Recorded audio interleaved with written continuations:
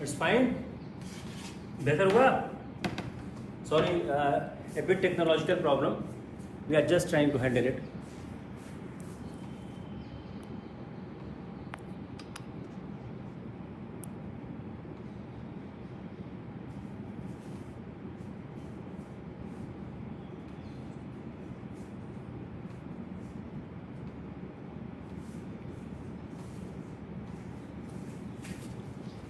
Hope it is fine.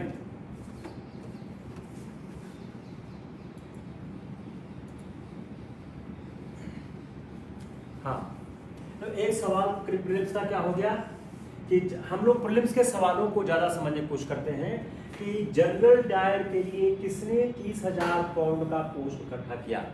तो morning post ने general Dyer के लिए 30,000 पाउंड का पोस्ट इकट्ठा किया। इट्स फाइन, यस और नो। अब अगला सवाल, आंदोलन की परिस्थितियां क्या थी।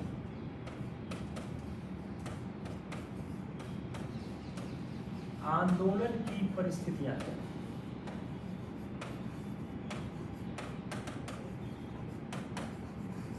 जिस समय आंदोलन चल रहा था उस समय आंदोलन की परिस्थितियां क्या क्या थी। जिस समय आंदोलन चल रहा था उस समय महंगाई थी, लोग परेशान थे, मुद्रास्फीति थी और प्लेग की समस्या चल रही थी। उन परिस्थितियों में महंगाई, मुद्रास्फीति, बेरोजगारी, प्लेग, ब्रिटिश अत्याचार,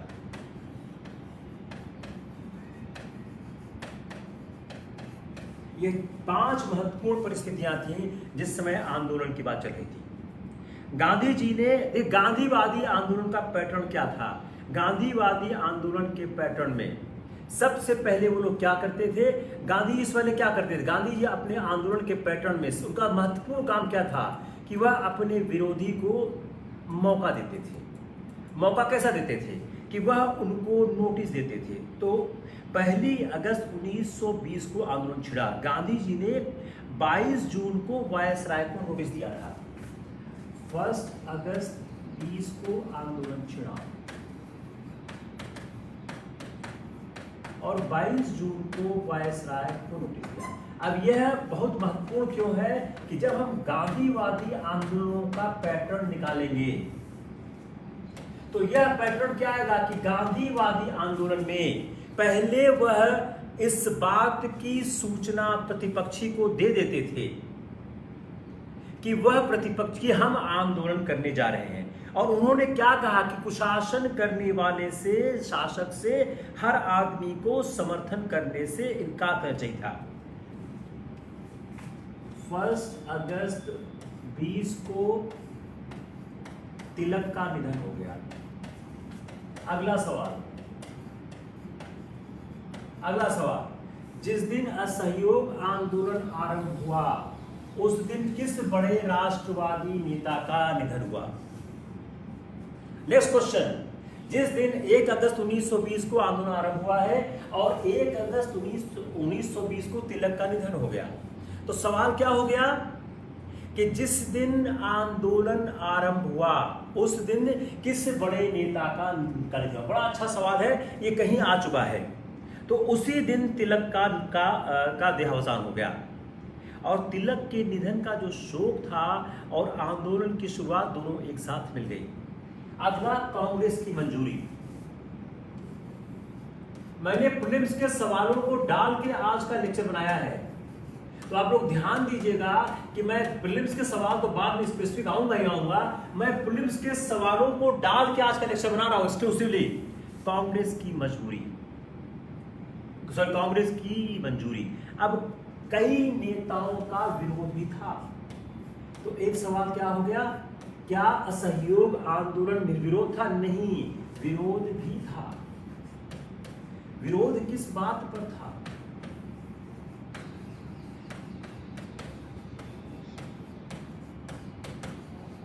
विरोध भी था। तो विरोध किस बात पर था कई वरिष्ठ नेताओं का विरोध था, विरोध के बावजूद भी आंदोलन को समर्थन मिला। तो विरोध किस बात का था, किसने विरोध किया था? सीआर दास प्रमुख विरोधी थे। आप देखते जाइए, प्रीलिम्स के सवाल है सर, आप ध्यान लगाइएगा, प्रीलिम्स के सवाल सब है इसमें, चाहे उसको अलग पूछ ले और चाहे मिला के पूछ ले। सीआर दास प्रमुख विरोधी थे। विरोध किस बात पर था? लेजिस्लेटिव असेंबली के बहिष्कार पर था। एकदम मैथ्स की तरह आप देखिए उसको।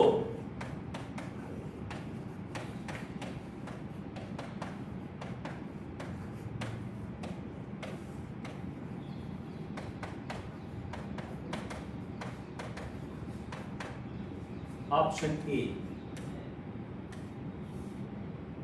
ऑप्शन बी,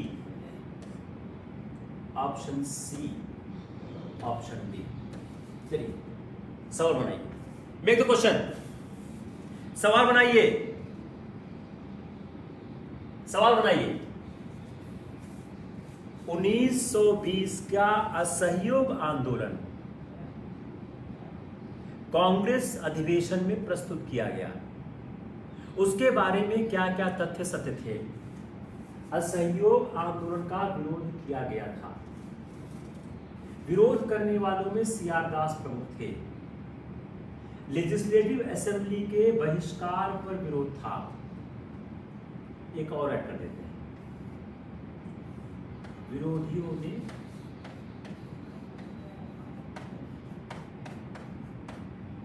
अनुशासन का पालन किया।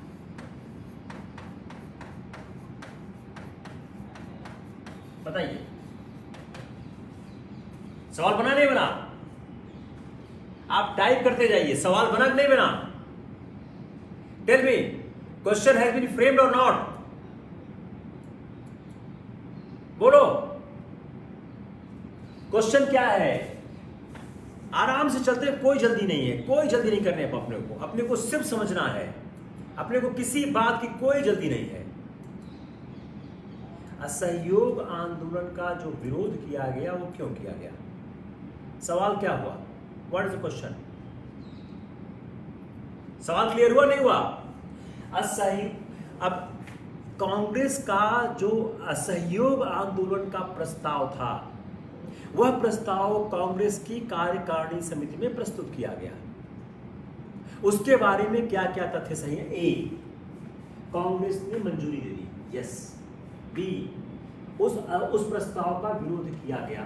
सी, विरोध करने वालों में सीआर दास प्रमुख थे। डी, विरोध लेजिस्लेटिव असेंबली के बहिष्कार पर था। ई, विरोधियों ने अनुशासन का पालन किया। इस 5 में से 4 डाल देंगे। Clear?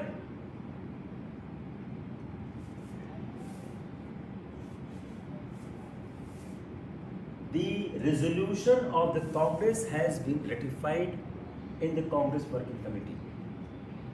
What are the true facts for that? A, there was opposition of the resolution. B, Congress has supported it. C, C.R. Das was the main opponent. D, the opposition was on the issue of the boycott of legislative assembly. E, the person who has opposed the resolution was a disciplined person in the Congress. Clear हो गया?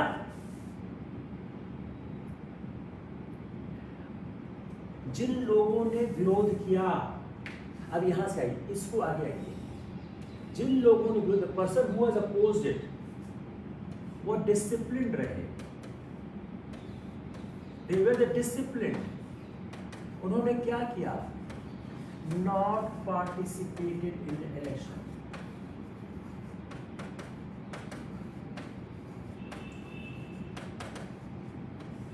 जब तक आप इस तरह नहीं पढ़ोगे, prelims clear नहीं होगा। मैं बार बार रिपीट करता हूं इस चीज को। जो लोग ने अपोजिशन किया, यहां से लाइए आप, जिन लोगों ने लेजिस्लेटिव असेंबली के बहिष्कार पर कांग्रेस के अंदर विरोध किया, उन लोगों ने, वो लोग डिसिप्लिन रहे, और उन डिसिप्लिन लोगों ने क्या कहा? उन लोगों ने इलेक्शन में पार्टिसिपेट नहीं किया। they have not participated in the election. It's clear, not clear? जल्दी बोलो, फास्ट फास्ट देखते जाओ। अब जब कांग्रेस की मंजूरी मिल गई तो दिसंबर में जो नागपुर कांग्रेस अधिवेशन हुआ, नागपुर कांग्रेस के अधिवेशन के आते आते विरोध समाप्त हो चुका था।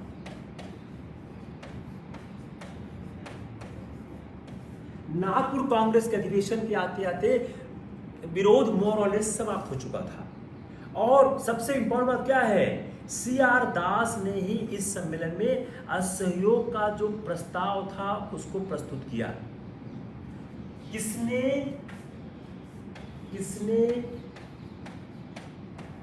असहयोग का प्रस्ताव प्रस्तुत किया? Who has presented the non-cooperation resolution in the Congress? C.R. Das. See, very interesting part. The person who was opposed to it, that person has presented the resolution. सो जो ये प्रस्ताव बहुत लंबा था, हमने कल इस प्रस्ताव के बारे में बात की है, फिर उसको रिपीट करने की कोई जरूरत नहीं है। 4-5 चीजें थी। उपाधियों का बहिष्कार करो, आप सरकारी नौकरियों से इस्तीफा दो, कानून की अवज्ञा करो, इसमें आप कर शामिल न हो, विवादों का जो निपटारा है वह पंचायतों से कर लो, कताई बुनाई को, वीविंग को प्रोत्साहन दो, हिंदू मुस्लिम एकता को आप इनकरेज करो, और 1 वर्ष के भीतर आज़ादी मिल जाएगी। यह भी था, 1 वर्ष के भीतर स्वराज मिल जाएगा।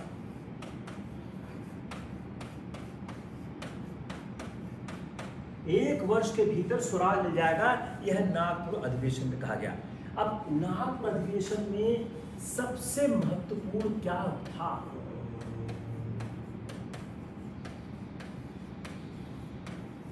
अगर सबसे महत्वपूर्ण शब्द आता है नागपुर अधिवेशन के और प्रस्तावों के साथ साथ, तो अगर एक पर टिक लगाना है तो क्या होगा? अहिंसक और उचित तरीकों से Swaraj.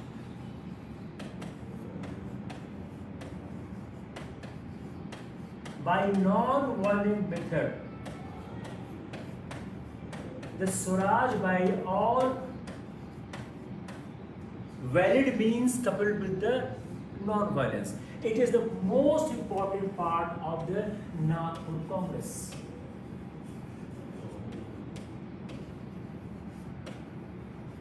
Most important part of the Nagpur Congress. कि जो उन्होंने अपने स्वराज प्राप्त करने के रास्ते के ढंग को चेंज कर दिया। दूसरा, संविधान, जिससे चरित्र बदल गया। जो कांग्रेस का जो संविधान था उसको बदला गया, उससे क्या है, कांग्रेस का पूरा चरित्र बदल गया। अब चरित्र क्या बदला? कांग्रेस की कार्य समिति बन गई, कांग्रेस वर्किंग कमेटी बन गई। कांग्रेस वर्किंग कमेटी का पहला सुझाव किसने दिया था? तिलक ने दिया था। कांग्रेस वर्किंग कमेटी बनाने का जो पहला सुझाव है वह तिलक ने दिया था, वह 1916 में दिया था। अगर सवाल आता है कांग्रेस वर्किंग कमेटी का पहला सुझाव किसने दिया था, what is answer? Congress working committee का पहला सुझाव तिलक ने दिया था। कांग्रेस वर्किंग कमेटी के बारे में पहला सुझाव तिलक ने दिया था, 1916 में दिया था। तो जो कांग्रेस के रोजमर्रा के काम देख ले 15। अगला सवाल, कितने सदस्य की कमेटी थी? 15 मेंबर्स कांग्रेस वर्किंग कमेटी, 15 सदस्यीय कांग्रेस कार्यकारिणी समिति। इट्स फाइन, बताना। अब जब तिलक ने प्रस्ताव रखा था तो तिलक का प्रस्ताव रिजेक्ट क्यों हुआ? अगला सवाल प्लीज का, तिलक का प्रस्ताव रिजेक्ट क्यों हुआ? नरमपंथियों के विरोध के कारण। आप देखिए, सब प्रीलिम्स के सवाल है। आप लोग आईएएस का पेपर देखिए, ऐसे ही सवाल आते हैं। यस और नो, किसी ने देखा है? कितने लोगों ने आईएएस का पेपर देखा है? How many person has seen the paper of the IAS prelims? सवाल ऐसे ही आते हैं कि 1916 में जो तिलक ने प्रस्ताव रखा था कि कांग्रेस की वर्किंग कमेटी बनाई जाए, वह प्रस्ताव रिजेक्ट क्यों हुआ? नरमपंथियों के विरोध के कारण, नरमपंथियों के विरोध के कारण वह प्रस्ताव रिजेक्ट हो गया। इट्स फाइन, यस और नो? 2020 का मत देखो आप, 2016 से 2020 4-5 साल का आप देखो, 4-5 साल का आप लगातार देखो, तब आपको समझ आएगा। दूसरी बात, जो स्थानीय स्तर पर जो कार्यक्रम थे, जो लोकल लेवल के कार्यक्रम थे, उनको इंप्लीमेंट करने के लिए प्रदेश कांग्रेस समितियों का गठन किया गया। सेकेंड, प्रोविंशियल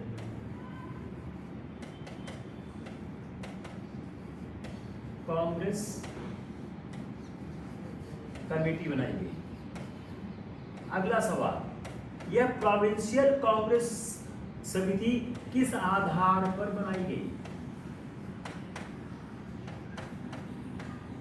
लिंग्विस्टिक आधार पर बनाई गई। इस सारे सवाल प्रीलिम्स के लिए हैं लिंग्विस्टिक आधार पर, on the basis of linguistic, भाषाई आधार पर।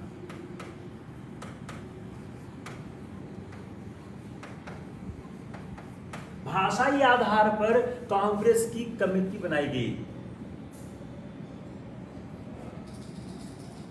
यस रोहित सिंह, ऐसे ही उनका काम ही कंफ्यूज करना। देखिए क्या है, यूपीएससी के साथ समस्या क्या है, 10 लाख लोग बैठते हैं, 10 लाख से ज्यादा बैठते हैं, उनको चूज करना है 10,000, तो मतलब क्या है, 9,90,000 को निकाल बाहर करना है।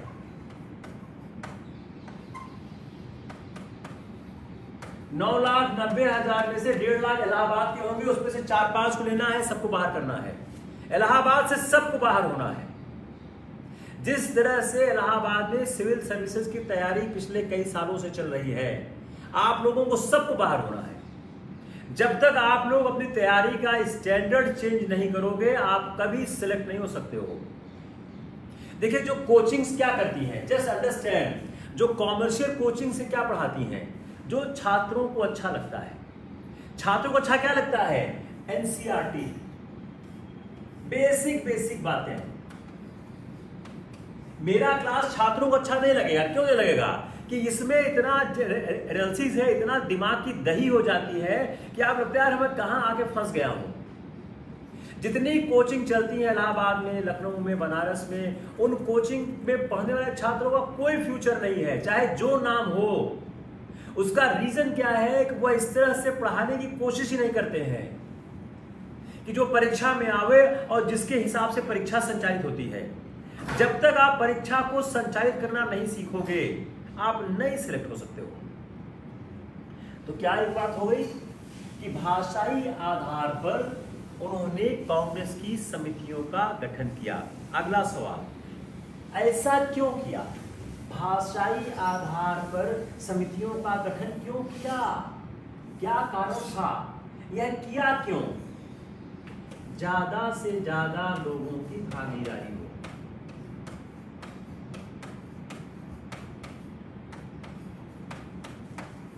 जो कार्य कारण परंपरा है उसको आप समझने की कोशिश करिए। यह उन्होंने जो अमली जामा पहनाया, जो इंप्लीमेंट करने की कोशिश की कि हम इसको प्रांतीय स्तर पर लेके जाएं और लिंग्विस्टिक आधार पर। इसका कारण क्या था? ज्यादा से ज्यादा लोगों की भागीदारी हो। और कांग्रेस ने गांवों और कस्बों तक पहुंचने का लक्ष्य बनाया। उसके लिए क्या किया? गांवों और कस्बों में भी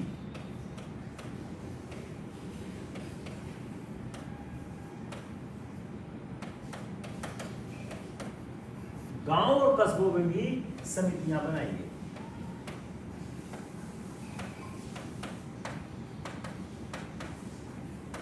गांव और कस्बों में भी समितियों को बना दिया गया। गांव और कस्बों तक समितियों का विस्तार किया गया। सदस्यता फीस क्या कर दी? 4 आना साल, वो 25 पैसा होता है। 4 आना साल, 25 पैसा पर 4 आना साल प्रति ईयर सदस्यता फीस। ये क्यों कर दी? ताकि ज्यादा से ज्यादा लोग कांग्रेस के सदस्य बन सकें। जहां तक संभव हो, जहां तक संभव हो, हिंदी को संपर्क भाषा, as far as possible Hindi need to be use as a contact संपर्क भाषा। अब चलिए यहीं से हम आपका मेंस का सवाल बना देते हैं। हम from here I am going to make your question of the mains. Mains का सवाल क्या है बताइए? मेंस का सवाल क्या होगा? Make the mains question. Anyone may make the mains question, just try. बताइए मेंस का सवाल कोई बना सकता है यहां तक में? Anybody can the question of mains? बताइए मेंस का क्वेश्चन कैसे बन सकता है? Tell me. बनाइए मेंस का क्वेश्चन कोई।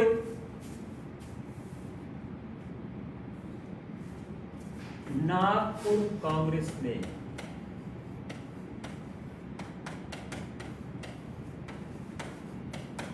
किस तरह से कांग्रेस का विस्तार किया?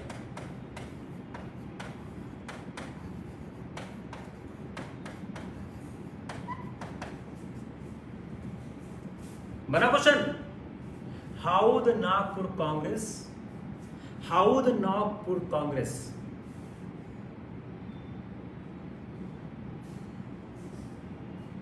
how the Nagpur Congress has extended the Congress to the grassroots level। दूसरा सवाल देखिए, इसी सवाल ऐसे ही सवाल आएगा मेरे से 150 शब्द का सवाल आएगा ये। अब आपको समझ ही नहीं आएगा हम सब लिखें क्या। You will not able to understand how I write this question answer। Nagpur Congress ने किस तरह से कांग्रेस का विस्तार किया? अगला सवाल, नागपुर कांग्रेस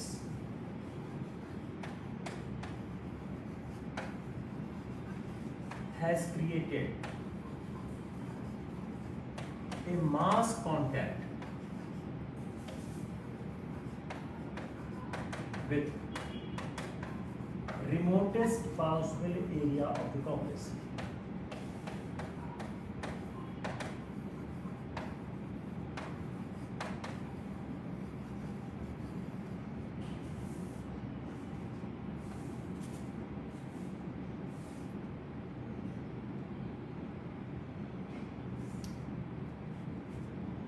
Got it? नागपुर कांग्रेस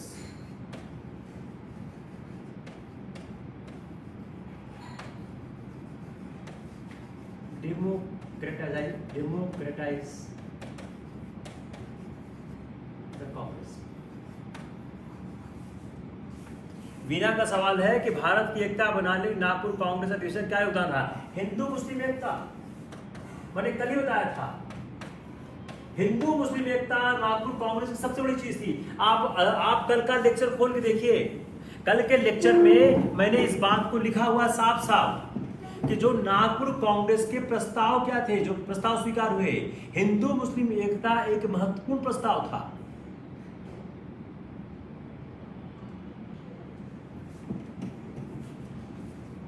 अब जो बहिष्कार हुआ उस बहिष्कार का क्या क्या असर आया? देखिए, जो उस समय बहिष्कार हुआ, उस बहिष्कार में जब पहले ही महीने में एक आंकड़ा है कि 90,000 के आसपास लोगों ने सरकारी स्कूल और कॉलेज छोड़ दिया।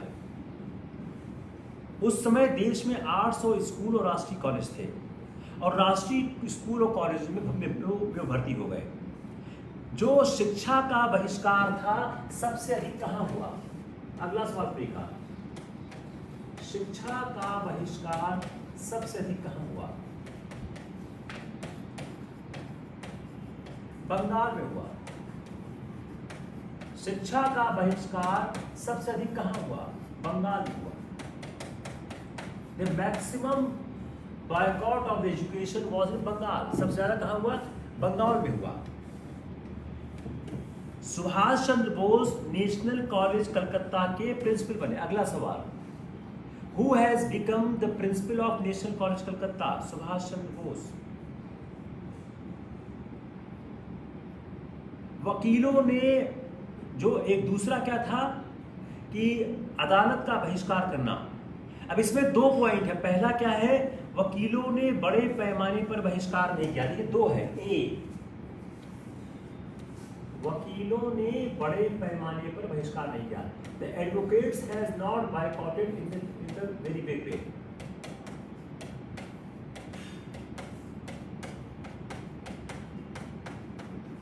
बट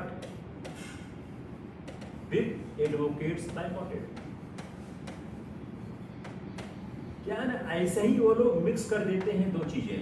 अब एक चीज आपके कंट्रोल में है, दूसरी नहीं है, तो क्या हो गया, सवाल गलत हो गया।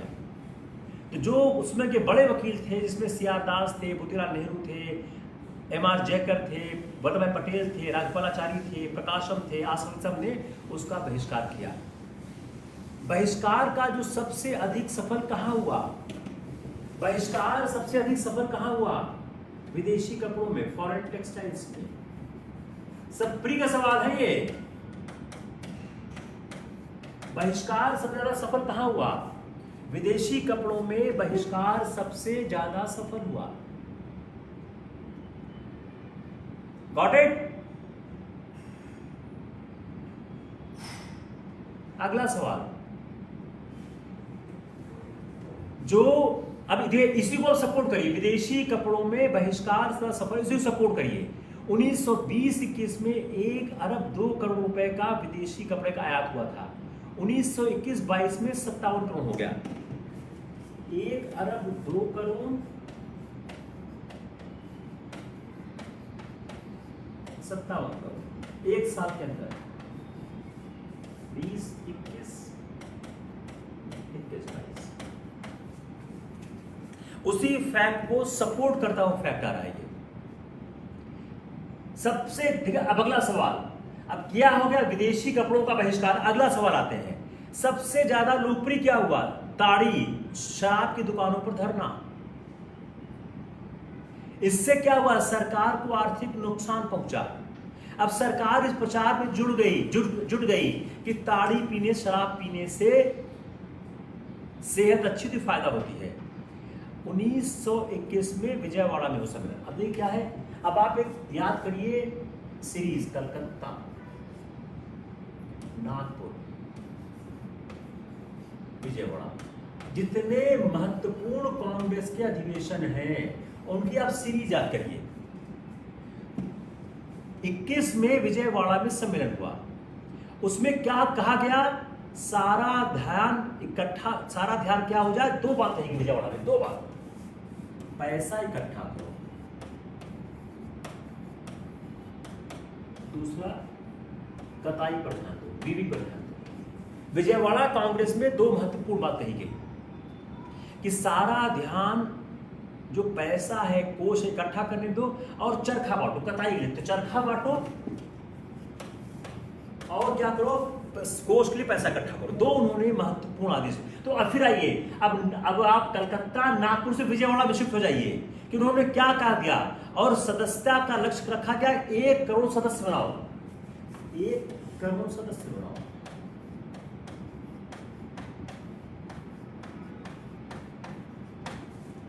तो 3 महत्वपूर्ण कही गई। सदस्य संख्या कितनी बनी, 50 लाख बनी। सदस्य संख्या 1 करोड़ की गई, लेकिन सदस्य संख्या 50 लाख बनी। जो तिलक स्वराज फंड था, जो पैसा वाला था, ये तिलक स्वराज फंड,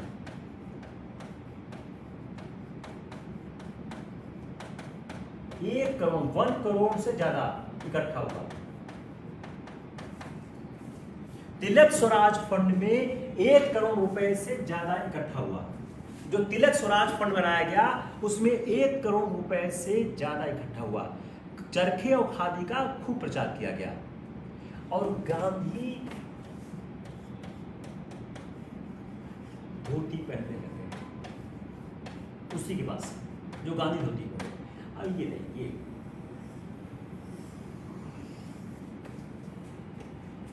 मिल गया।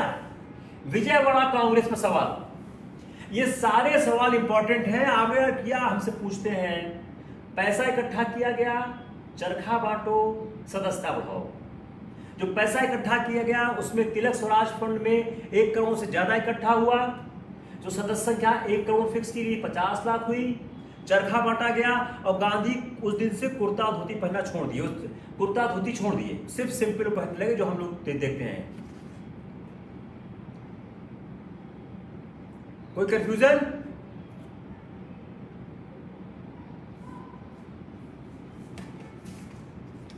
इस समय वायसराय कौन था? रीडिंग।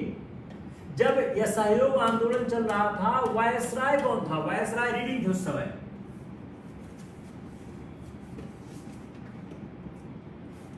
अब चौरी चौरा कांड हो गया।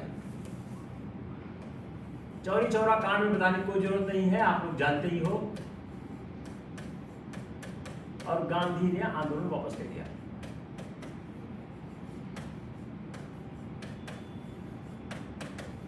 अब आते हैं बहुत महत्वपूर्ण पार्ट पे। गांधी के आंदोलन वापस लेने पर हम विश्लेषण आरंभ करते हैं। चौरी चौरा कांड हो गया और गांधी जी ने आंदोलन वापस ले लिया।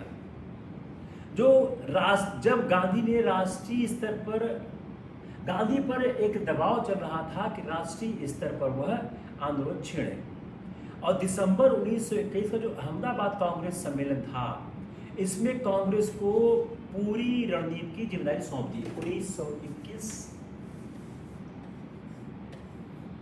दिसंबर अहमदाबाद। इसमें खास बात क्या था? गांधी सर्वे सर्वा। गांधी जी को कहा गया आपके ऊपर सारा दायित्व है, आप जब और जहां से आंदोलन शुरू करना चाहें आप शुरू कर सकते हैं। कांग्रेस के रवैये में कोई परिवर्तन नहीं था। और जनवरी 1922 में जो सर्वदिन सम्मेलन हुआ उसमें अपील की गई और गांधी ने लिखा कि अगर सरकार नागरिक स्वतंत्रता को बहाल नहीं करती है, राजनीतिक बंदियों को रिहा नहीं करती है, तो वह देशव्यापी सविनय अवज्ञा आंदोलन छेड़ने को बाध्य होंगे। यह जनवरी 1922 में है। जरा ध्यान से देखिएगा, अब यहां से विश्लेषण आरंभ हो रहा है। जनवरी 1922 शब्द क्या था? सविनय अवज्ञा छेड़ने को बाध्य होंगे। ध्यान रखिएगा इसको, मैं इसको भी एनालाइज करूंगा।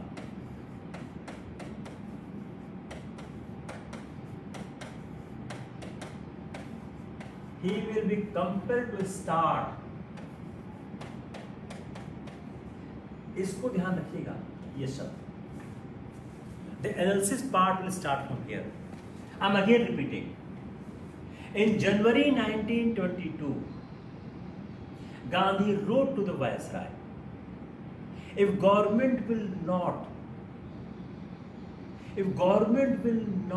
give the civil liberties, government will not release the political prisoners, then he will compel to start the All India Civil Disobedience Movement. Gandhi ने कहा अगर सरकार नागरिक स्वतंत्रता बहाल नहीं करेगी, राजनीतिक बंदियों को रिहा नहीं करेगी, तो देशव्यापी सविनय अवज्ञा आंदोलन छेड़ने को बाध्य होंगे। सरकार पर इस बात का कोई असर नहीं पड़ा और गांधी जी ने सविनय अवज्ञा आंदोलन छेड़ने की घोषणा कर दी। और यह आंदोलन कहां था? बारदोली से शुरू होने वाला था। यह आंदोलन बारदोली से शुरू होने वाला था।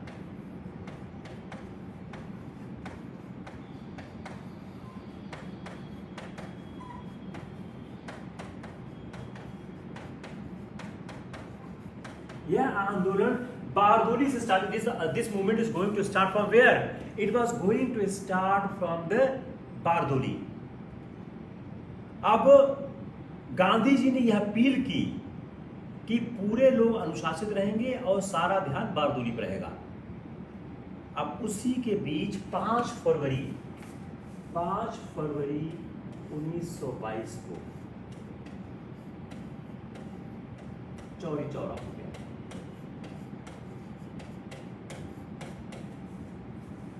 5 फरवरी 1922 को चौरी चौरा हो गया और आंदोलन वापस हो गया।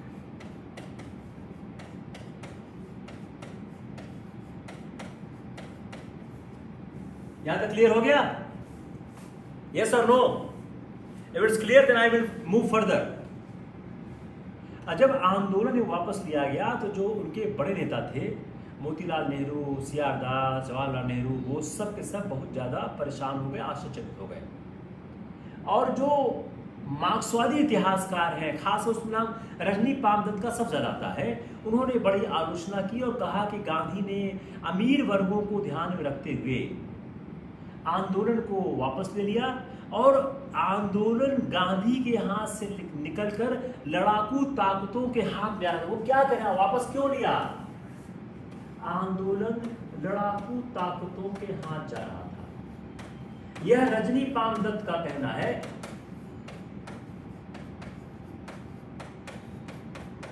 और चूंकि गांधी के हाथ से आंदोलन वापस जा रहा था, इसलिए आंदोलन को वापस ले लिया गया। अगर जो लोग इस बात को कहते हैं कि जो पूंजीपति वर्ग था, भूस्वामी वर्ग था, उसके खिलाफ लड़ाई स्टार्ट हुई, इससे लोग गांधी डर गए। और यह लोग जो अपने तर्क को ध्यान रखते, तो बारदोली प्रस्ताव था, जो बारदोली प्रस्ताव था,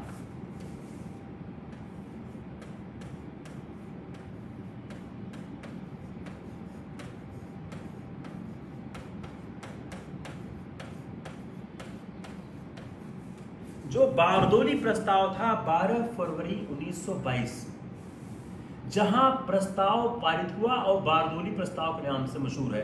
तो जो इन लोगों का कहना है कि इन्हीं जो अमीर वर्गों के हितों को ध्यान में रखते हुए उन्होंने वापस लिया आंदोलन, और वो अपने तर्क जो बारदोली प्रस्ताव था उसको सबूत के तौर पर पेश करते हैं। उनका कहना है कि गांधी ने आपको जो आंदोलन वापस लेने की घोषणा की, किसानों और काश्तकारों को लगान न देने को कहा। किसान काश्तकार लगान, जो किसान काश्तकार लगान का मुद्दा था कि किसान और काश्तकारों को लगान देने की अपील कर दी।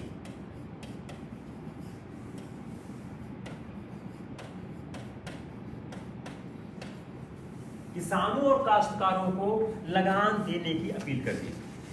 अब अगर हम इसको ध्यान से देखें तो गांधी जी ने कहा कि बारदोली में जो अवज्ञा आंदोलन के दौरान देश के अन्य हिस्सों में किसी भी तरह का आंदोलन नहीं होना चाहिए। आंध्र प्रदेश की जो कांग्रेस कमेटी थी, उसने कुछ इलाकों में आंदोलन चलाने की अनुमति दे दी गई थी, लेकिन गांधी जी ने निर्देश दिया, वापस ले लिया। अब गांधी जी ने आंदोलन वापस क्यों लिया? आंदोलन, व्हाई द आंदोलन has been taken back, why the movement has been taken back, आंदोलन वापस क्यों लिया?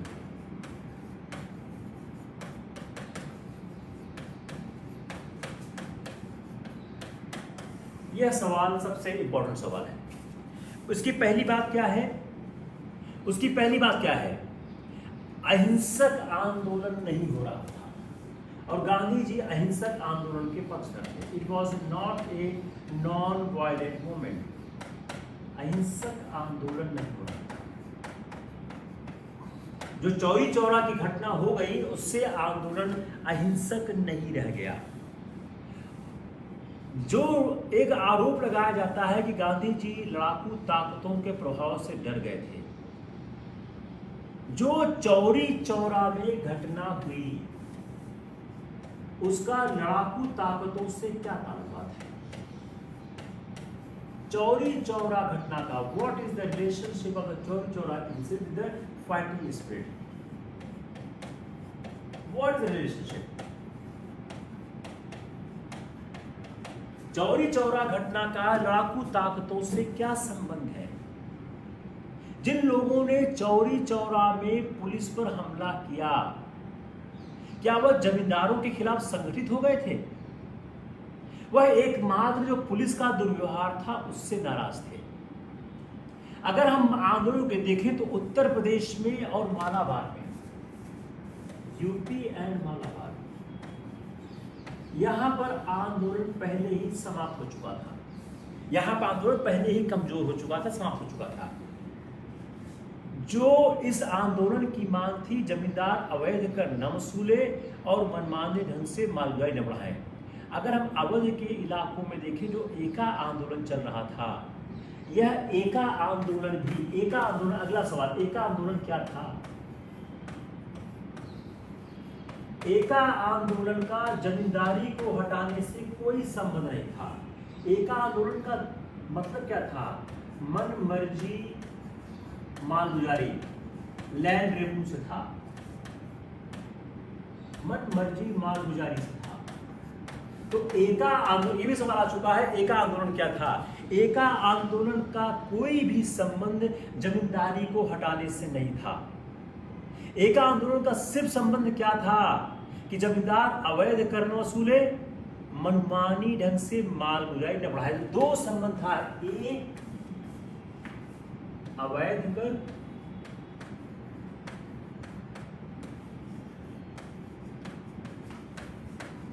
मनमर्जी मालगुजारी न बढ़ाए।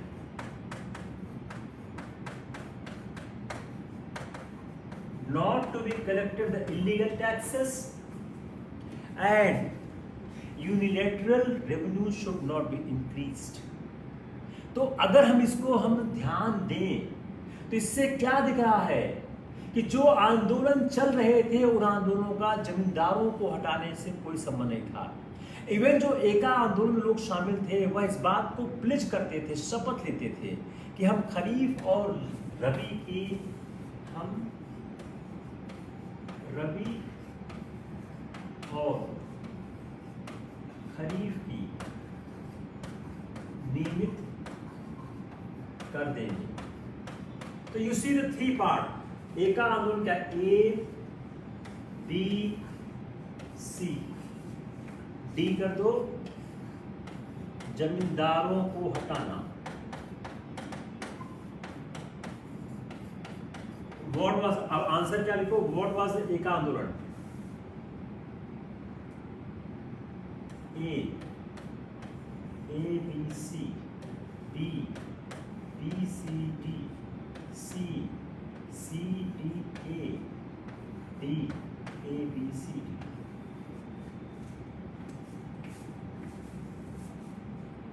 सवाल क्या बना? सवाल क्या बना? एका आंदोलन के बारे में क्या सत्य है? सवाल क्या बना कि एका आंदोलन के बारे में क्या सत्य है? ए क्या है? अवैध कर वसूली न करें। बी क्या है? मन मर्जी मालगुजारी न बढ़ाएं। सी क्या है? हम रबी और खरीफ की नियमित फसल देंगे। डी, जमींदारों को हटाना। अब इसमें क्या सही है बताइए? Got it? अब जो एक बात कही जाती है कि बारदोली प्रस्ताव में किसानों और काश्तकारों से कर व लगान अदा करने की बात कही और जमींदारों को यह उन्होंने विश्वास दिलाया था कि उनके अधिकारों को कम करने का कांग्रेस का कोई इरादा नहीं है। दो महत्वपूर्ण बात कही जाती है। अब यह कहा जाता है, इन दो महत्वपूर्ण बातों के आधार पर कहा जाता है कि कांग्रेस का उद्देश्य जमींदारों की हित की रक्षा करना था।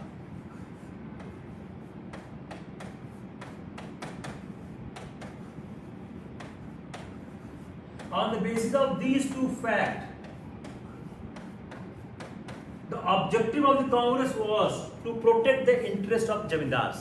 यह दो बात कही जाती है और इसके आधार पर कहते हैं कांग्रेस का जो असली चरित्र क्या था वह जमींदारों के साथ था। लेकिन आप इस जरा बारदोली प्रस्ताव को समझने की कोशिश करिए। पहली बात, जो पूरा असहयोग आंदोलन था उसमें कभी भी कांग्रेस ने जमींदारों के अधिकार पर प्रश्न लगाया ही नहीं था। There was no question mark. जमींदारों के हित के अधिकारों पर कोई क्वेश्चन मार्क कांग्रेस ने लगाया ही नहीं। जब कोई क्वेश्चन मार्क नहीं लगाया तो ये कैसे कहा जा सकता है कि बारदोली प्रस्ताव में जमींदारों के हितों की सुरक्षा की बात आ गई? बारदोली प्रस्ताव ने सिर्फ यह कहा कि कर न अदा करने का आंदोलन असहयोग आंदोलन का हिस्सा था। अब जब असहयोग आंदोलन वापस ले लिया गया, जस्ट समझने की कोशिश करिए, जो कर न अदा करने का मुद्दा था, कर न अदा करना,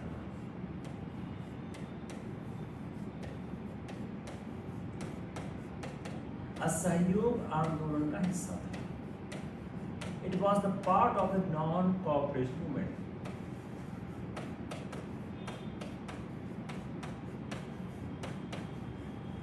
जब वही वापस ले लिया गया, जब यही वापस ले लिया गया, तो करना अदा करना भी वापस हो गया।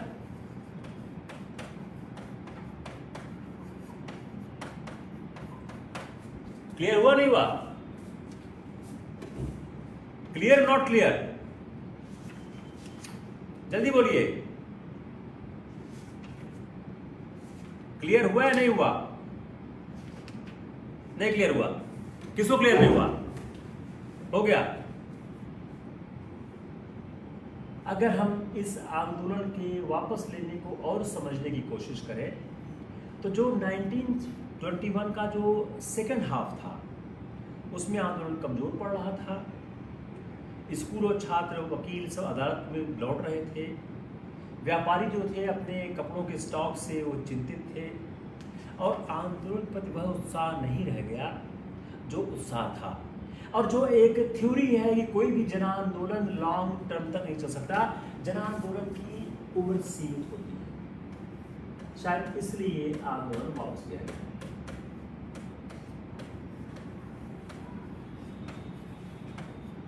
लगा कि आंदोलन कमजोर हो रहा है, आंदोलन अहिंसक रास्ते पे जा चुका है, तो शायद यह कारण था कि आंदोलन वापस ले लिया गया। अब इस आंदोलन के हम उपलब्धि पे जाए, सफलता क्या थी, इसकी उपलब्धियां क्या थी।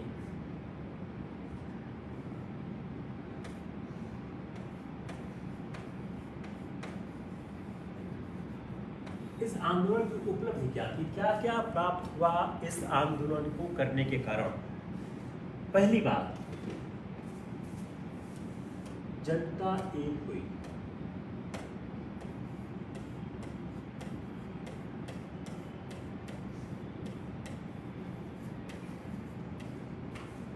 देश की जनता जो है वह इकट्ठी हुई।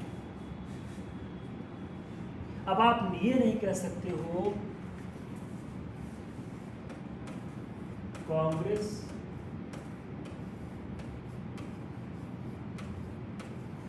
मुट्ठी भर लोगों की संस्था है। आप ये नहीं कह सकते हो कि कांग्रेस मुट्ठी भर लोगों की संस्था है। इसमें बहुत से लोग शामिल हुए, देश के कई बड़े बड़े हिस्सों तक देश के दूर दराज हिस्से तक आंदोलन गया। आधुनिक राष्ट्रवाद आरंभ हुआ। आधुनिक राष्ट्रवाद, आधुनिक राष्ट्रवाद एक नए मुकाम पर पहुंचा। It has reached a new height. आधुनिक राष्ट्रवाद एक नए मुकाम पर पहुंचा, इसने एक नई ऊंचाइयों को छुआ। जो त्याग और बलिदान है,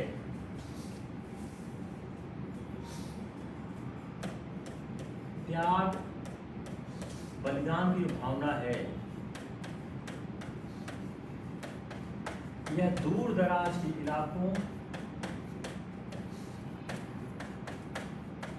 निरक्षरों तक पहुंचा।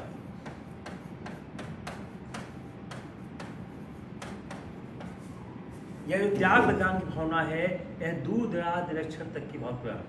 सांप्रदायिक एकता, सांप्रदायिक एकता सबसे ज्यादा इसी समय रही। सांप्रदायिक छुटपुट घटनाएं जरूर हुई हैं, लेकिन सांप्रदायिक एकता इस समय अच्छी खासी प्राप्त हुई। यह हिंदू मुस्लिम एकता को लेकर एक बहुत महत्वपूर्ण बात की जाती है। मुसलमानों की भागीदारी ने आंदोलन का स्वरूप बदल दिया। कुछ क्षेत्रों में मुसलमानों की जो गिरफ्तारी है बहुत ज़्यादा थी, और यह एक पड़ाव था। 1922 एक पड़ाव था, एक पड़ाव था 1947 तक पहुंचने के।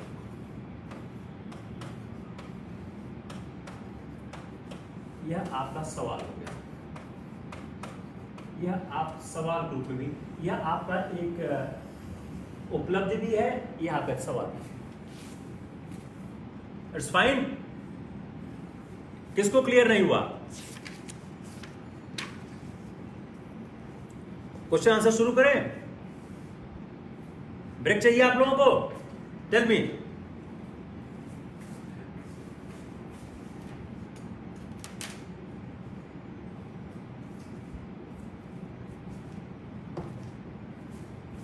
Fine, very good. ब्रेक चाहिए? स्टार्ट करें क्वेश्चन आंसर। Tell me. जैसा को ऐसा करें। I can give break also 10 minute, no break. Okay okay.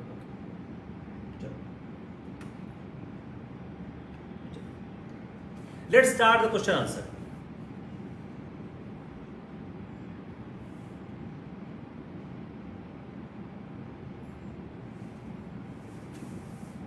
किस आंदोलन ने कहा, किसने कहा मुस्लिम कांग्रेस से समझौता करके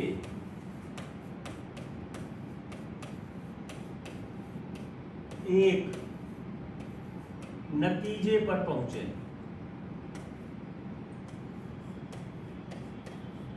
ये कहा था उन्होंने फर्स्ट वर्ल्ड वॉर के समय में।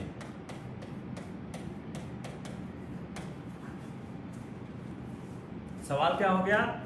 ए मुस्लिम ऑर्गेनाइजेशन, एक मुस्लिम संगठन ने यह प्रपोज किया पहले प्रथम विश्व युद्ध के दौरान, Muslim should participate and try to reach an accord with the Congress.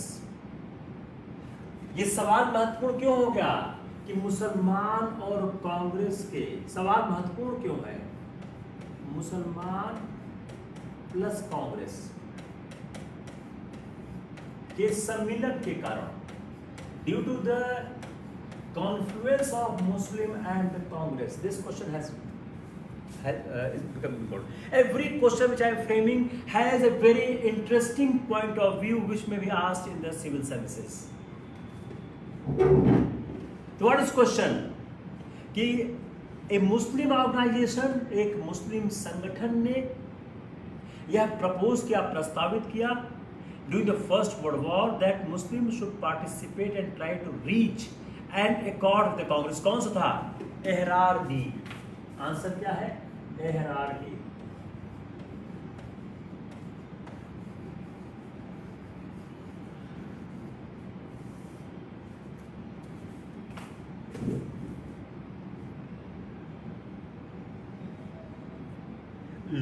तिलक को लोकमान्य की उपाधि कब मिली? तिलक Lokmanya title.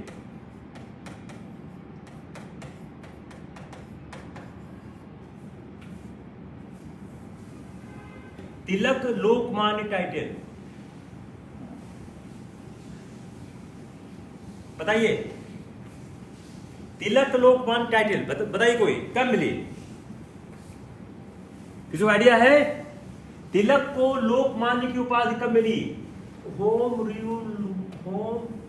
Rule League movement के समय।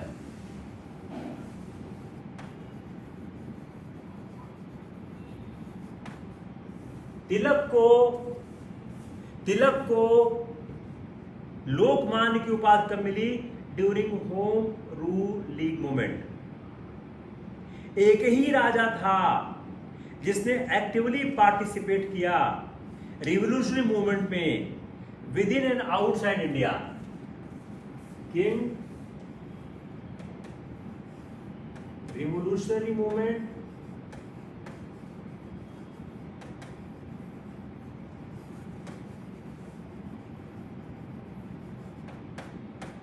Inside outside India. किसी को है पता? सब कठिन कठिन सवाल है सब। एक ही राजा था जिसने पार्टिसिपेट किया इनसाइड आउटसाइड इंडिया में revolutionary movement, Raja Mahendra Pratap.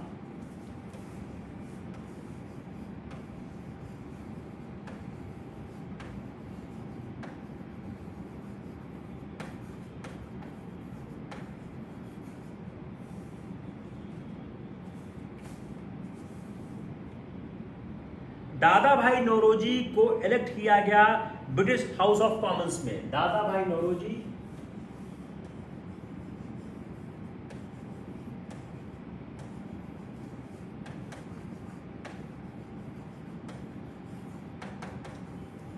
British House of Commons. किस पार्टी से गए थे वो? Liberal party.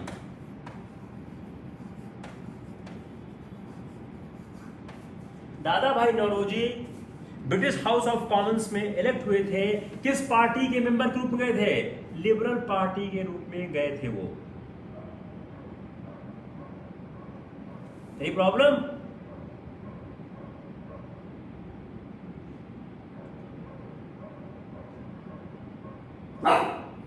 कोई समस्या किसी के पास? किसने पहली बार इंडियन नेशनल फ्लैग अनफर्ल किया? Who unfurled first Indian national flag? बताइए, ये तो आना चाहिए। किसने पहली बार इंडियन नेशनल फ्लैग का झंडारोहण किया? किसने किया? और जो इंडियन नेशनल फ्लैग था, ये पेरेंट जो प्रिकर्सर था फ्लैग ऑफ इंडिपेंडेंट इंडिया का, ये क्या था? ये प्रिकर्सर था।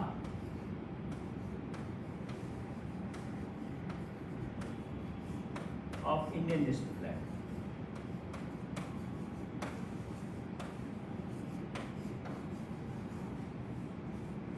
बताइए किसी को याद है? मैडम भीखाजी कामा।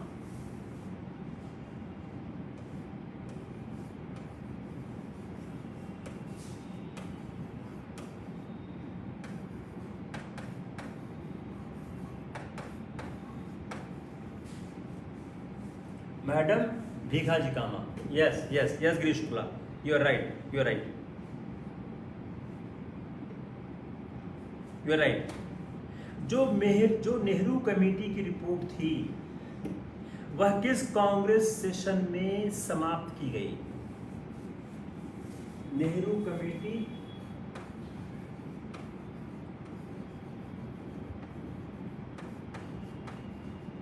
Report buried Lahore Congress. Nehru committee report को लाहौर कांग्रेस में इसको समाप्त कर दिया गया। Large number of young women revolutionary किस ऑर्गेनाइजेशन में थे? Large number of young women revolutionary किस ऑर्गेनाइजेशन थे? Indian Republican Army. किसमें थे? Indian Republican Army. Subhash Chandra Bose, अगला सवाल लिखिए। सुभाष चंद्र बोस इंस्ट्रूमेंटल थे किसमें? Founding of national planning commission, जो प्लानिंग कमीशन का पूर्ववर्ती है, in 1938, for drawing of the plan economic development on the basis of industrialisation. 6 साल तक लगातार अध्यक्ष कांग्रेस का कौन रहा? ये सवाल पहले बताया हुआ मैंने। 6 years consecutive. Who was president of Indian National Congress? कौन था? Yes Arpita, lovely, very good very good. Vaikom Satyagraha क्या था? क्यों लॉन्च किया गया? बताइए, ये पढ़ाया हुआ है। वैकोम सत्याग्रह क्यों लॉन्च किया गया? Y launched? वैकोम सत्याग्रह क्यों शुरू किया गया? बताइए बताइए, फास्ट। मंदिर प्रवेश, वेरी गुड लवली, बहुत अच्छा बहुत अच्छा। नीची जातियों के लोगों के लिए मंदिर खोलना। गोपाल हरि देशमुख को लोक हितवादी क्यों कहते हैं? सब चूजे सवाल हैं।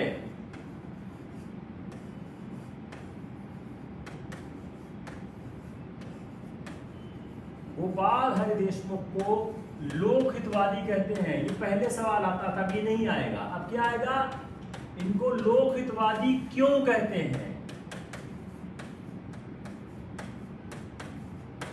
गोपाल हरि देशमुख को लोक हितवादी क्यों कहा जाता है, बताइए। यह ग्रेट फिलोथ्रोपिस्ट थे। आप लिखिए ए। ये 4-5 चीजें मैंने इनमें से निकाली है, उस आधार पे इनको लोक हितवादी कहते हैं। ए, यह ग्रेट फिलोथ्रोपिस्ट थे, सोशल वर्कर थे। बी, उन्होंने मनी और मेडिसिन को डिस्ट्रीब्यूट किया गरीबों में और जरूरतमंदों में। सी, उन्होंने एक मैगजीन एडिट की, लोक हितवादी। इन 3 कारणों से उनको लोक हितवादी कहा जाता है। मदन लाल ढींगरा ने किसकी हत्या की? मदन लाल ढींगरा। अब इसका 2 सवाल है। सवाल नंबर 1, किसकी हत्या की? सवाल नंबर 2, हत्या क्यों की? ठीक है, ऐसे तैयार करिए आप लोग। कहीं आप क्या है, जनरली मदन लाल ढींगरा ने किसकी हत्या की रुक जाते हैं, कर्नल वायली की। ठीक है, अब क्यों किया बताइए। मदन लाल ढींगरा ने कर्नल वायली की हत्या की, ठीक बात है, क्यों की बताइए। सवाल आपका यह आएगा, सवाल आपका यह आएगा, हत्या क्यों की? लंदन में की। चलिए ये भी ठीक है, वेरी गुड, ये भी ठीक है।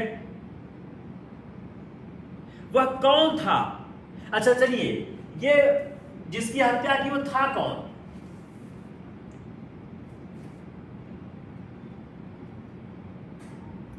जिसकी हत्या की वो कौन था? Adviser to the secretary of the state. Adviser to the secretary of the state.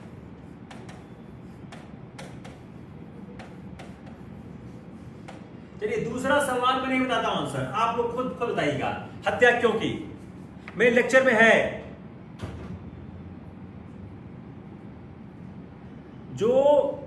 जो बंगाली मैगजीन थी जुगांतर और बासमती। अब देखिए इसमें सवाल क्यों बन रहा है, मैं सवाल कर क्यों रहा हूं।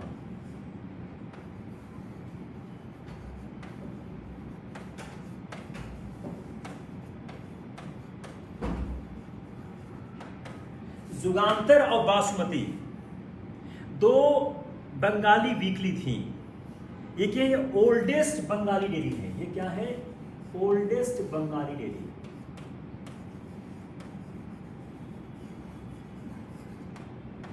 आप लोग मेरे सवालों पर और रिसर्च करिएगा और आपको फैक्ट मिलेगा। जुगांतर और बासमती क्या है, यह ओल्डेस्ट बंगाली डेली है। अब इसको जो ये वीकली मैगजीन थी, इस वीकली मैगजीन को किसने एडिट किया? किसने किया? बारिंद्र घोष। अब बारिंद्र घोष कौन थे आप पता करिएगा, थोड़ा कोऑपरेट करो, नहीं क्या है मैं एक ही टॉपिक पढ़ाता रह जाऊंगा। थोड़ा आप लोग भी दिमाग चलाओ तो अपने को थोड़ा आसानी हो जाएगी, थोड़ा आसान से हम लोग टफ पे आ जाएंगे। ठीक है, अब वह कौन सा ग्रेट इंडियन रिवॉल्यूशनरी था? देखिए बड़ा अच्छा सवाल है, वेरी नाइस क्वेश्चन। वह कौन सा ग्रेट इंडियन रिवॉल्यूशनरी था जो प्रोफेसर था संस्कृत में, फिलॉसफी में? पॉइंट नंबर 1, प्रोफेसर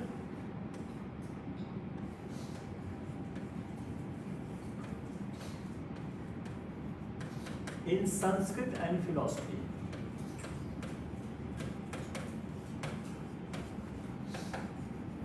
वह कौन सा रिवॉल्यूशनरी था जो प्रोफेसर था संस्कृत में और फिलॉसफी में? कहां पे था? यूनिवर्सिटी ऑफ बर्कले में था।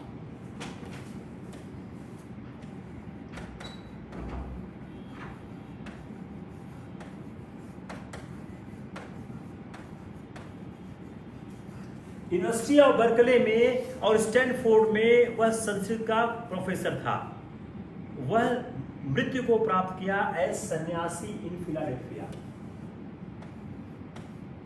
डाइड एज सन्यासी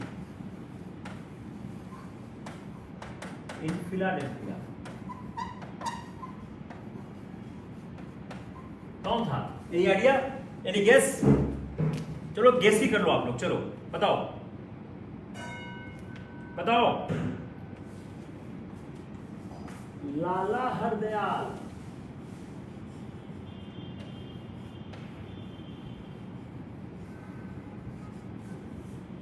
कौन थे ये? लाला हरदयाल थे।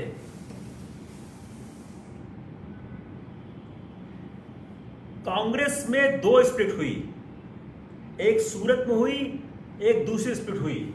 सूरत स्प्लिट, कांग्रेस का दो स्प्लिट हुआ, स्प्लिट 1 स्प्लिट 2। एक सूरत में हुई, एक सूरत के बाद हुई है दूसरी split.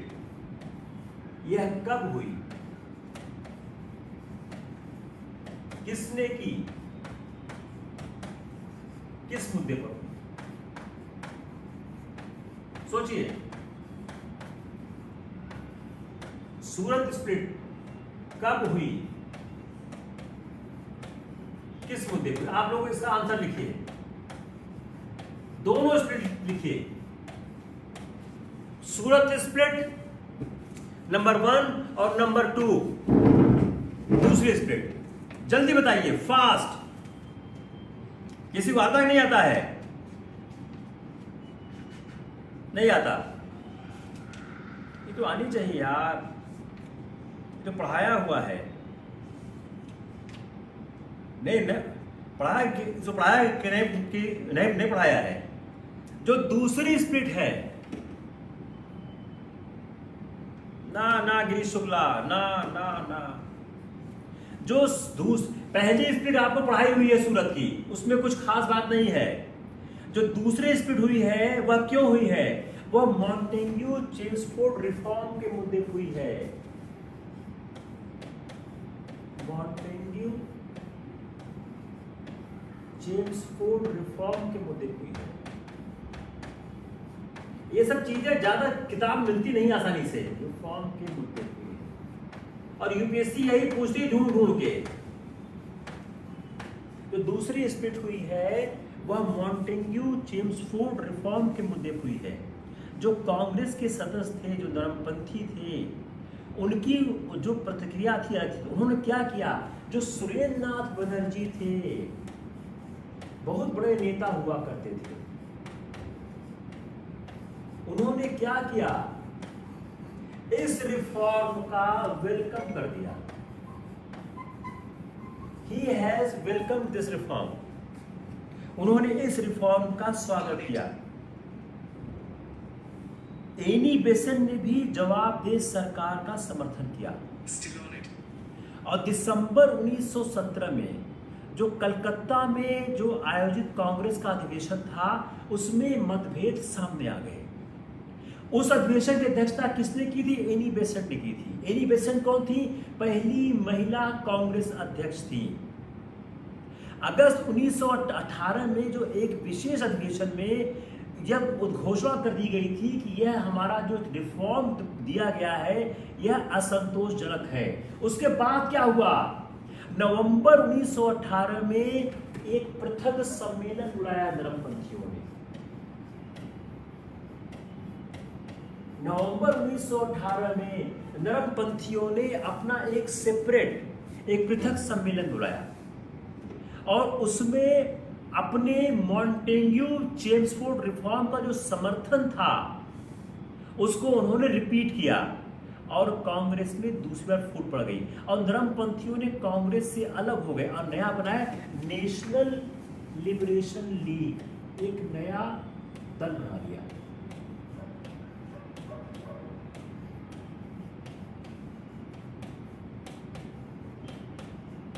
National Liberation League, a new organization founded by the liberals, और यही लीग आगे चलकर ऑल इंडिया लिबरल फेडरेशन के नाम चलेगी। All India liberal federation.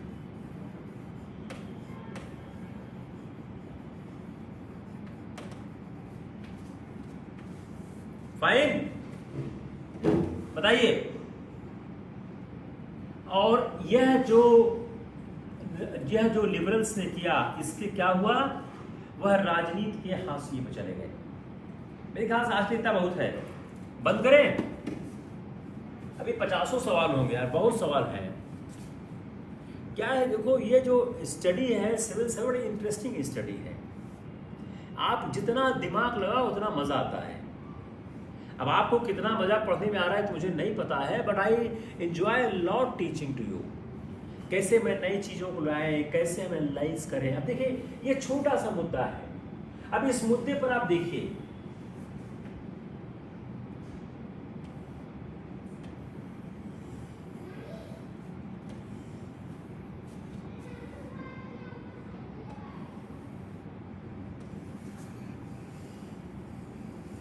देखिए कितने फैक्ट आ गए, सीरियस सीरियस, कितने फैक्ट आ गए। चलिए आकांक्षा कह रही है कुछ और कर दीजिए, कोई बात नहीं है। मैं अपनी जो यंग एज की लड़कियां हैं जो 98, 99, 2000 बॉर्न हैं, उनका मैं बहुत केयर करता हूँ। जो अपने यंग एज के जो अपने एस्पायरेंट हैं वो मेरे ज़्यादा करीब हैं, क्योंकि वो रिजल्ट देंगे, अर्ली एज में आए हैं और उनको ऐसा तपाया जाएगा कि रिजल्ट देंगे वो। चलिए आकांक्षा आपकी बात मान गया, चलिए कुछ सॉल्व आउट करते हैं। चलिए कौन सा सवाल करें। हाँ बहुत अच्छा है, पब्लिक सर्विस कमीशन। चलिए ये सॉल्व कर लेते हैं, ये ठीक है। Public service commission, public service commission किस एक्ट के द्वारा आया।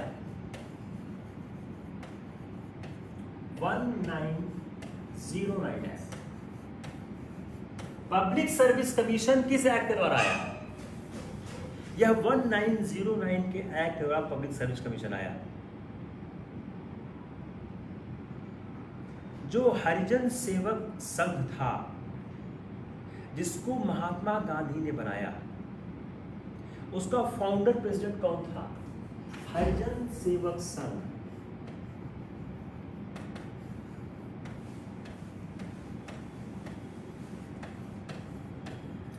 बनाया किसने, महात्मा गांधी ने। इसका फाउंडर प्रेसिडेंट कौन था, फाउंडर प्रेसिडेंट। ये दो सवाल हो गया, बनाया किसने और फाउंडर प्रेसिडेंट कौन था। जी.डी. बिरला। एक ही क्वेश्चन में आपको दो सवाल मिल गए कि इसका फाउंडर प्रेसिडेंट कौन था। जो अपना ये कहते हैं, जो पंजाब के गवर्नर थे, जो डायर थे, जिन्होंने जलियांवाला बाग में किलिंग की, उनको मारा किसने, डायर को मारा किसने। ये तो आसान सवाल है, ये सवाल आईएएस में नहीं आएगा, टीसीएस में आ सकता है, आईएएस में नहीं आएगा। डायर को मारा किसने, सरदार उधम सिंह। ये आईएएस में नहीं आएगा, ये पीसीएस में आएगा। डायर को मारा किसने, सरदार उधम सिंह ने डायर को मारा। ये सवाल आईएएस में आएगा। अगला सवाल, बंगाल के पार्टीशन के बाद two new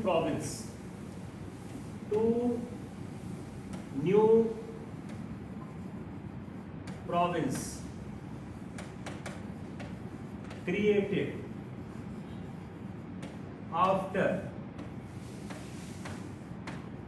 partition of Bengal. Black board, ये ब्लू बोर्ड ज्यादा अच्छा है या ग्रीन बोर्ड ज्यादा अच्छा था, बताइए। कौन कौन से दो नए प्रांत बने बंगाल के पार्टीशन के बाद। बताइए। एकता गलत हो गया आपका।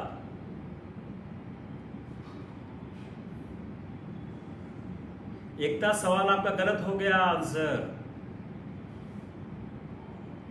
आसाम नहीं बना था। Bengal and East Bengal, East Bengal and Bengal.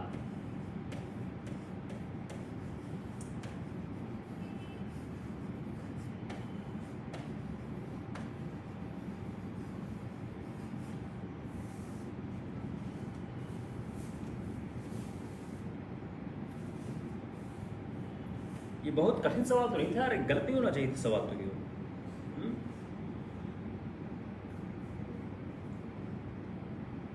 Congress ने जो अभी देख तुरंत मैंने सवाल किया हुआ है कि कांग्रेस ने 1 करोड़ रुपए का जो स्वराज फंड बनाया वह किसके नाम, वह किस लिए बनाया था? Memorial of the Gangadhar Tilak. जो लखनऊ का सेशन था 1916 का अध्यक्ष कौन था? लखनऊ 1916 प्रेसिडेंट कौन था? ये तो आना चाहिए सवाल। कौन था? लिखो, जल्दी लिखो, जल्दी लिखो।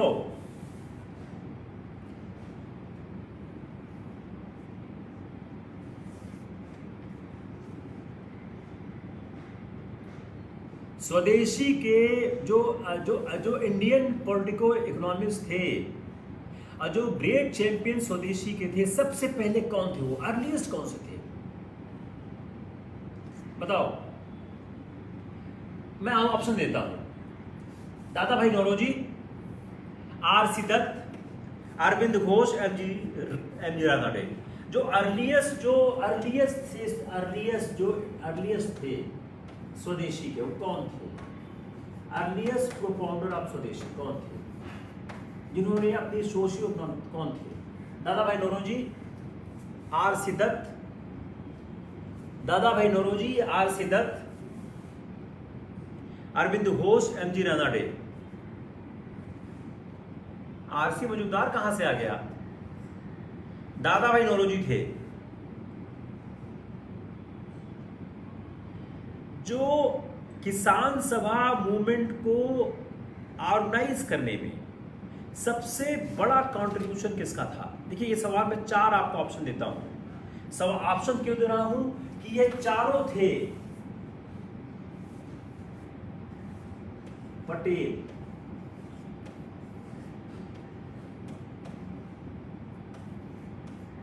सहजानंद सरस्वती,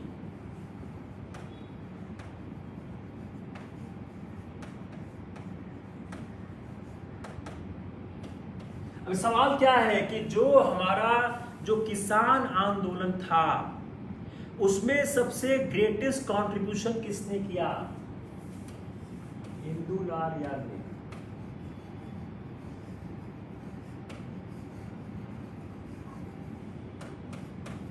नेहरू। अब इसमें इंटरेस्टिंग पार्ट क्या है? इन चारों ने कंट्रीब्यूशन किया है। अगर सबसे ज्यादा किसने किया, यही जो सवाल की लाइन है यह सवाल को बदल दे रही है। सबसे ज्यादा किसने किया?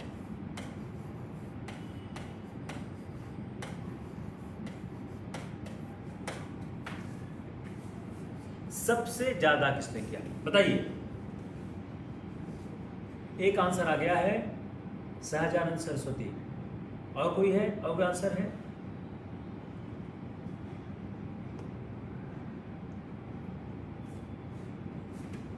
और कोई आंसर शाहजहां के अलावा? Yes, right. महात्मा गांधी कांग्रेस के अध्यक्ष कब हुए?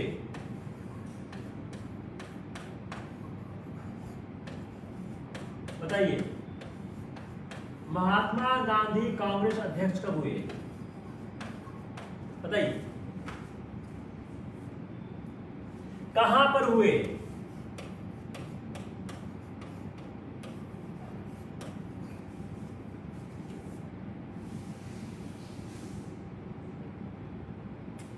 मेरे ख्याल से एक आपका ईयर गलत है, प्लेस सही है।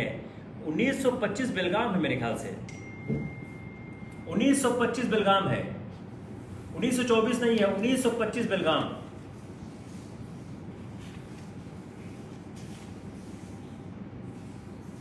उन्नीस सौ 25 बेलगाम है मेरे ख्याल से, नहीं 1924 ही है, नहीं 1924, ठीक है, ठीक, 1924 बेलगाम, ठीक।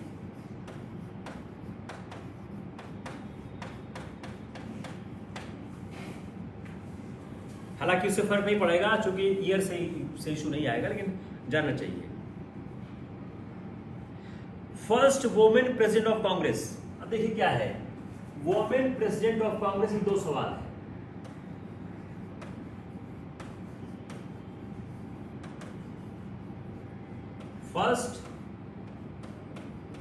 First Indian women president of Congress में 2 सवाल है, फर्स्ट इंडियन। आप इस सवाल को जब भी हैंडल करें, आप इन दोनों चीजों ध्यान रखें कि फर्स्ट कौन है और फर्स्ट इंडियन कौन है। इन दोनों के बीच में दिक्कत अक्सर आती है। बताइए,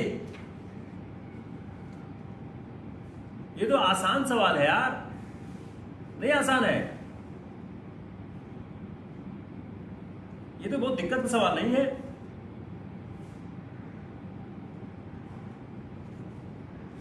उन्नीस 1917 एनी कलकत्ता, 1917 एनी कलकत्ता। चलिए दूसरा आंसर करिए। अब आइए फर्स्ट इंडियन पे आइए फर्स्ट इंडियन पे आइए, जल्दी आइए। First Indian 1925 Kanpur Sarojini Naidu, 1925 Sarojini Naidu Kanpur.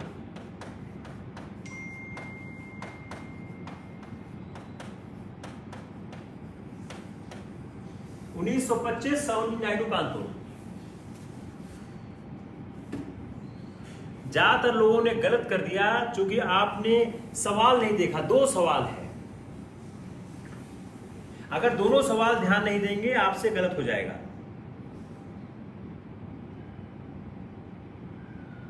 अगर दोनों नहीं करेंगे तो आपसे सवाल गलत हो जाएगा।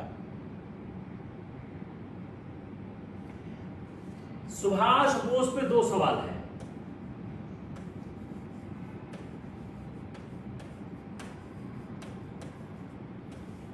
अध्यक्ष किसको हराया? 1938 हरिपुरा निर्विरोध हुए थे। 1939 त्रिपुरी पट्टाभी सीतारमनिया को हराया। पट्टाभी सीतारमैया को हराया। ये तो आसान सवाल होना चाहिए। जो महात्मा गांधी ने अपना इंडिविजुअल सत्याग्रह आरंभ किया था अक्टूबर 1940 में, उसमें उनका जो कहते हैं उनका जो पहला सत्याग्रही था, फर्स्ट सत्याग्रही कौन था बताइए? डॉक्टर राजेंद्र प्रसाद। जो गांधी जी ने अक्टूबर 1940 में जो व्यक्तिगत सत्याग्रह, इंडिविजुअल सत्याग्रह आरंभ किया था, उसमें उनका पहला सत्याग्रही कौन था? उसमें उनके पहले सत्याग्रही थे डॉक्टर राजेंद्र प्रसाद। ये तो आसान सवाल होना चाहिए ना। ये बहुत अच्छा सवाल है। जो इंटरिम गवर्नमेंट नेहरू ने हेड की, उनका ऑफिशियल डिजिग्नेशन क्या था? जो इंटरिम गवर्नमेंट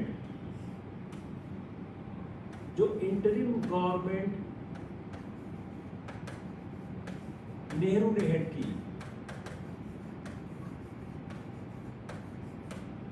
उसमें उनका ऑफिशियल डिजिग्नेशन क्या था? बताओ ये आपको। ये सवाल गलत हो जाएगा आप लोगों से, क्योंकि मुझको भी इसका आंसर ढूंढना पड़ा। जो नेहरू ने पहली इंटरिम गवर्नमेंट की, उसमें उनका विनोबा भावे शायद दूसरे थे, पहले राजेंद्र प्रसाद थे। उसमें उनका ऑफिशियल डिजिग्नेशन क्या था बताइए?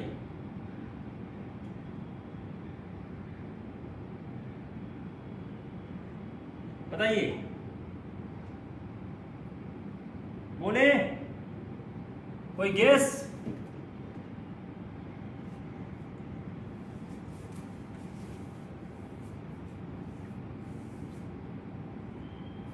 पहले राजेंद्र प्रसाद नहीं थे। चलिए चेक, इस सवाल को चेक करिएगा, ठीक है? हम अभी चेक कर लेंगे कि उनका कौन सा पहला सत्याग्रही कौन था। We also check it, will see it. भाई राजेंद्र प्रसाद मुझको याद आ रहे हैं।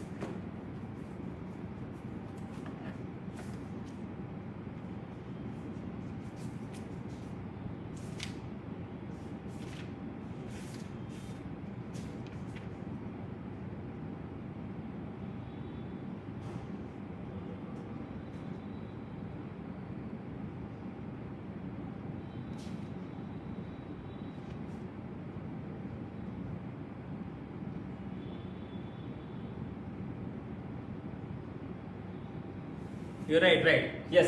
Sorry. Yes. विनोबा भावे थे, yes. You're right. पहले विनोबा भावे थे, yes. सही कहा यार। पहले विनोबा भावे थे, दूसरे नेहरू थे। Sorry. Yes. I'm correcting it. Yes. Right. एकदम ठीक है एक आपने। हाँ, चलिए बताइए क्या सवाल था? सवाल क्या था? इंटरिम गवर्नमेंट, वाइस प्रेसिडेंट,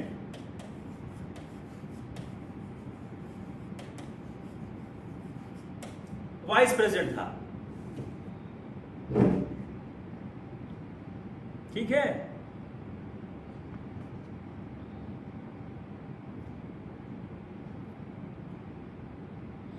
जो गंगाधर तिलक ने इंट्रोड्यूस किया गणपति फेस्टिवल 1893 में, 1893 में जो गणपति फेस्टिवल इंट्रोड्यूस किया, इन्होंने इंट्रोड्यूस किया। अब यह सवाल क्या है? First Shivaji festival.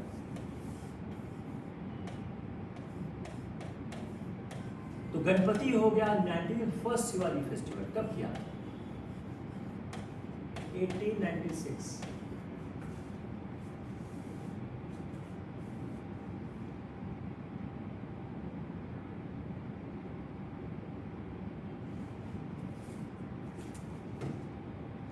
जो कर्नल वायली ने हत्या की, किसी को जवाब मिला कि कर्नल वायली की मदन लाल धींगरा ने हत्या कर, किसी को जवाब मिला इसका?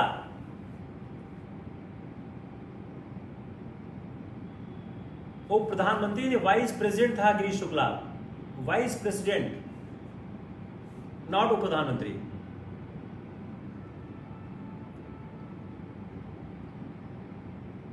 कर्नल वायली ने मदन लाल धींगरा की हत्या की, किसी को मिला जवाब? बताना जवाब मुझे कल, कि मैं बता दूं अभी।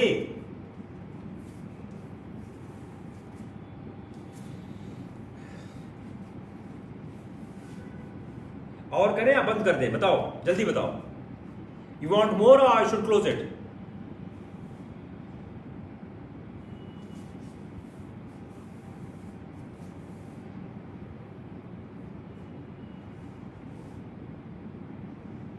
ना और बताओ। जो इनह्यूमन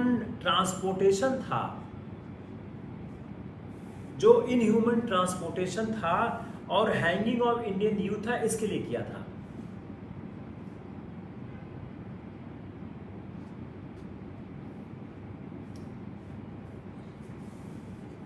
बताइए, और करें या बस करें?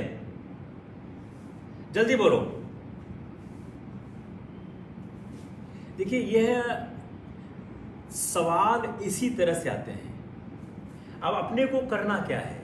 अपने को इसी पैटर्न के सवालों के लिए अपने को तैयार करना है। अगर आप समझे कि हमको करना क्या है, हम इसी पैटर्न के सवालों के लिए अपने को तैयार करेंगे।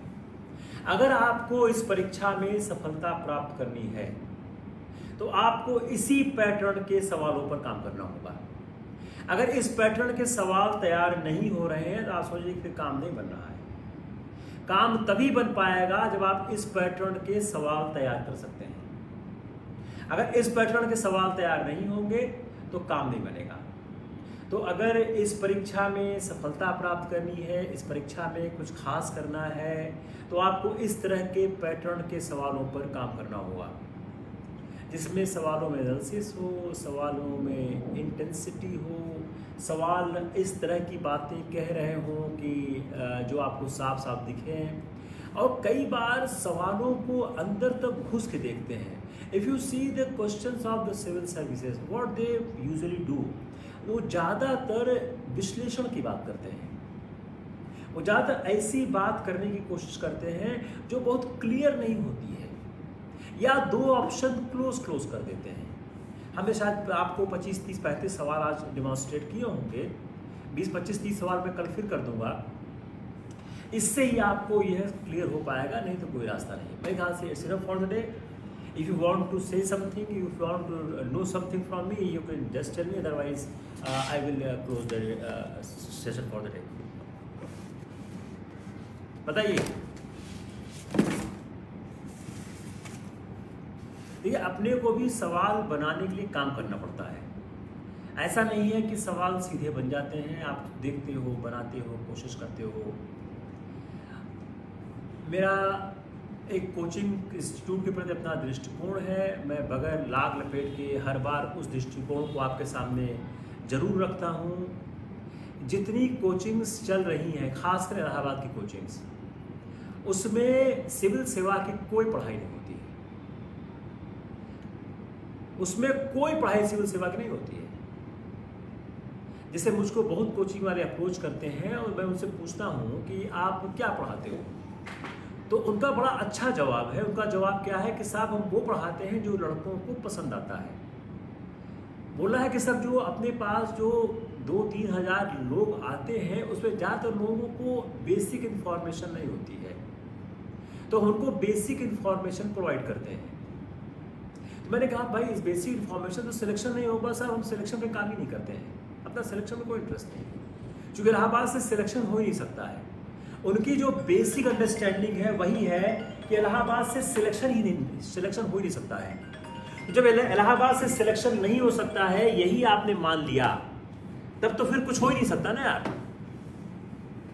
उनको क्या है कि जो इलाहाबाद के लड़के हैं उनको कोचिंग में जाके पैसा देने में बहुत इंटरेस्ट आता है। एक ये मानसिकता बन गई है कि कोचिंग में जाके पैसा देंगे तो कुछ सीख लेंगे। ऐसा होता नहीं है। तो मेरी आपसे यह एक सलाह है कि आप अगर किसी कोचिंग में जा रहे हो, आप जाना बंद कर दीजिए। समय की बर्बादी होगी और वहाँ कुछ नहीं मिलेगा। ये मेरी व्यक्तिगत सोच है, व्यक्तिगत राय है। मैं सही हूँ या गलत है इसका फैसला समय करेगा, वक्त करेगा। लेकिन जितने लोगों ने इलाहाबाद की कोचिंग्स ज्वाइन किए, किसी को कोई रिजल्ट आज तक नहीं मिला है। उसका कारण क्या है कि उन लोगों के पास परीक्षा पैटर्न की समझ ही नहीं है। मैं बार बार रिपीट करता हूं, जब तक आप करंट अफेयर्स के द्वारा पढ़ना शुरू नहीं करेंगे, तब तक आप किसी भी हालात में सिलेक्शन नहीं पा सकते हैं। जिस दिन आप करंट अफेयर्स के वाक्य के द्वारा पढ़ना शुरू करेंगे,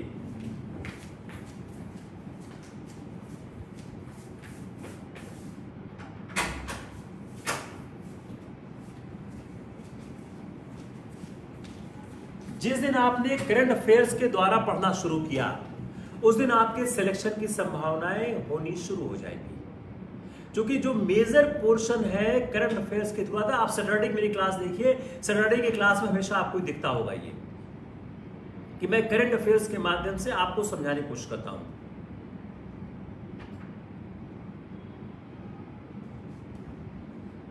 तिलक को जो लोकमान्य तिलक की उपाधि मिली थी, वो होम रूल आंदोलन के समय मिली थी। और कोई सवाल? एकता का सवाल है, अच्छा सवाल है कि तिलक को लोकमान्य की उपाधि कब मिली थी। सवाल ठीक सवाल है कि जो 124A का सेडिशन आया था उसमें उन्होंने जरूर आंदोलन किए थे, लेकिन उनको जो होम रूल के समय में वो जनता तक पहुंच गए थे, उसके कारण उनको यह उपाधि मिली थी। और कोई सवाल और कोई कंफ्यूजन?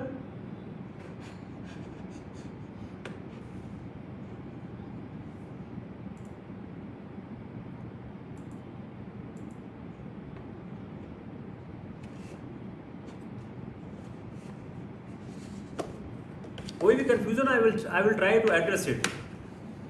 और किसी का comment? Let me see some more comment.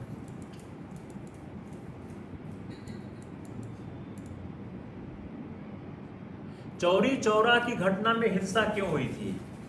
Chauri Chaura की घटना क्या है? वह एक तात्कालिक इशू था कि जो लोग वहां पर थे वह पुलिस की जातियों, वह बहुत ही इंस्टेंट था, उसके बारे में कोई वो सुनियोजित हमला भी नहीं था। जो लोग पुलिस के वहां पर लोग थे, जो लोग वहां पे आंदोलन कर रहे थे, वह पुलिस की जातियों में थे। 1897 क्या दिया गया है? किस बात पे 1897 क्या दिया गया है?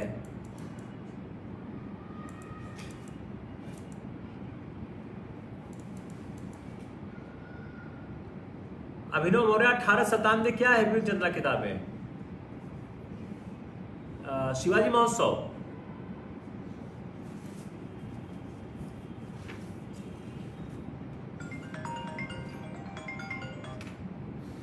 तिलक को लोकमान्य दिया गया है, उपाधि दी गई है।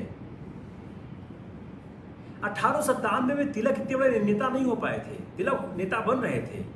तिलक का जो नेतृत्व है वो 1897 के बाद बहुत ज्यादा हुआ है। अगर तिलक की आप जर्नी देखिए तो तिलक की जो जर्नी स्टार्ट होती है 1893 में शिवाजी करते हैं, 1893 में गणपति करते हैं, 1896 में शिवाजी करते हैं। उसके बाद वो कहते हैं उनके पास सेडिशन केस होता है। तिलक के पास जो सबसे बड़ा अचीवमेंट आता है 1909 से 16 के बीच में आता है।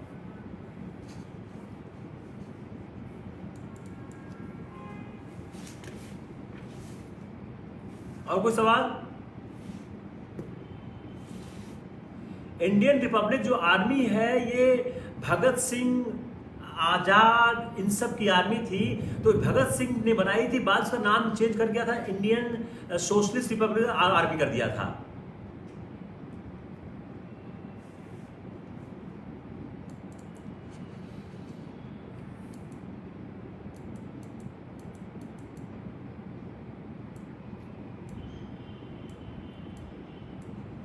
मेरे ख्याल से आज के लिए काफ़ी हो गया, तो लेट्स कॉल फॉर डे। कल हम लोग YouTube पे करते हैं, क्योंकि हम थर्सडे फ्राइडे YouTube पे करते हैं। तो कल हम YouTube पे आपसे मुलाकात करेंगे। हम इसी लेक्चर को आगे बढ़ाने की कोशिश करेंगे। Take care, good night.